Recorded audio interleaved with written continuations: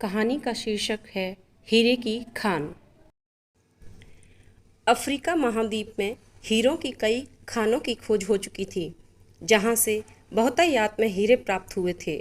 वहां के एक गांव में रहने वाला किसान अक्सर उन लोगों की कहानियां सुना करता था, जिन्होंने हीरों की खान खोजकर अच्छे पैसे कमाए और अमीर बन गए। वह भी हीरे की खान खोजकर अमीर बनना चाहता था। एक दिन अमीर बनने के सपने को साकार करने के लिए उसने अपना खेत बेच दिया और हीरों की खान की खोज में निकल पड़ा। अफ्रीका के लगभग सभी स्थान छान मारने के बाद भी उसे हीरों का कुछ पता नहीं चला। समय गुजरने के साथ उसका मनोबल गिरने लगा। उसे अपना अमीर बनने का सपना टूटता से दिखाई देने लगा। वह इतना हताश हो गया कि उसके जीने की तमन्ना ही समाप्त हो गई और एक दिन उसने नदी में कूदकर अपनी जान दे दी।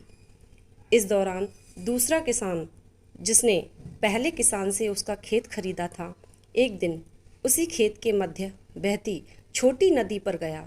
सहसा उसे नदी के पानी में से इंद्रधनुषी प्रकाश फूटता दिखाई पड़ा। उसने ध्यान से देखा तो पाया कि नदी के किनारे एक पत्थर पर सूर्य की किरणें पड़ने से वह चमक रहा था। किसान ने झुककर वह पत्थर उठा लिया और घर ले आया। वह एक खूबसूरत पत्थर था। उसने सोचा कि यह सजावट के काम आएगा और उसने उसे घर पर ही सजा लिया। कई दिनों तक वह पत्थर उसके घर पर सजा रहा। एक दिन उसके घर उसका एक मित्र आया। उसने जब वह पत्थर देखा तो वह हैरान रह गया। उसने किसान से पूछा, मित्र, तुम इस पत्थर की कीमत जानते हो? किसान ने जवाब दिया, नहीं, मेरे ख्याल से ये हीरा है, शायद अब तक खोजे गए हीरों में सबसे बड़ा हीरा। मित्र बोला। किसान के लिए इस बात पर यकीन करना मुश्किल था। उसने अपने मित्र को बताया कि उसे यह पत्थर अपने खेत की नदी के किनारे मिला है।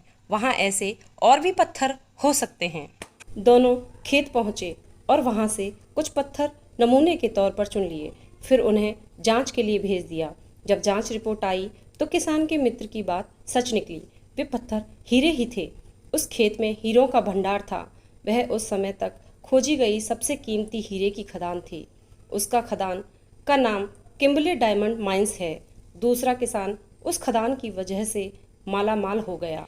पहला किसान अफ्रीका में दर दर भटका और अंत में जान दे दी, जबकि हीरे की खान उसके अपने खेत में उसके कदमों तले थी। सीख। मित्रों, इस कहानी में हीरे पहले किसान के कदमों तले ही थे, लेकिन वह उन्हें पहचान नहीं पाया। ठीक वैसे ही हम भी सफलता प्राप्ति के लिए अच्छे अवसरों की तलाश में भटकते रहते हैं, पर उन अवसरों को पहचान नहीं पाते। जीवन में सफल होना है तो आवश्यकता है बुद्धिमानी और परख से उन अवसरों की पहचान की और धैर्य से कार्य करने से सफलता निश्चित है।